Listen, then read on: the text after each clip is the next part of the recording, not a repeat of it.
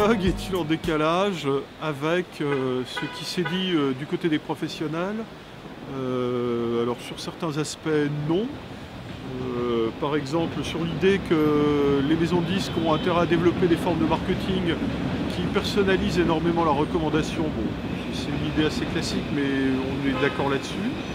Par contre, quand Spotify, par exemple, indique 80% du répertoire proposé sur leur plateforme est consommé, autrement dit qu'il y a un élargissement considérable du portefeuille des goûts.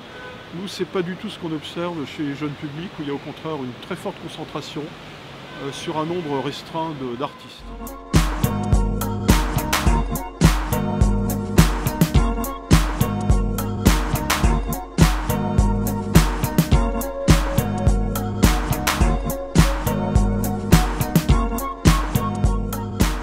Alors, pour répondre à cette question, positionnement studio des variétés, donc effectivement Florence Cabret, je suis à la direction pédagogique de la structure.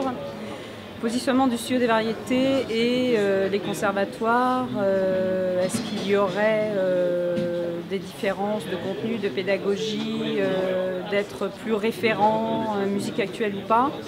Très sincèrement, au jour d'aujourd'hui, les conservatoires ont pour beaucoup d'entre eux développé des classes musiques actuelles. Donc c'est vrai que ce n'était pas forcément le cas il y a encore une dizaine d'années.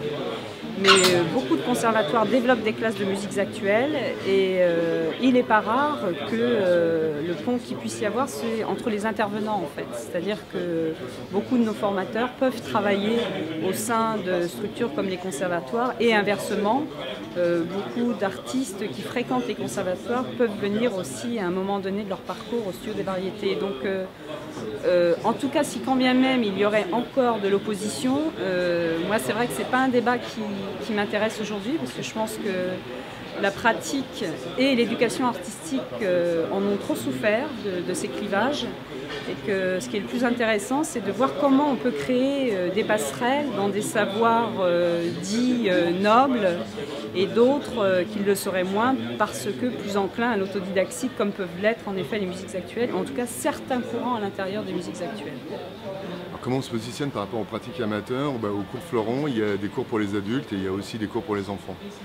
Parce que donc évidemment les adultes comme les enfants ne sont pas des gens qui ont l'ambition de devenir professionnels mais qui sont dans ce cadre de pratiques amateurs.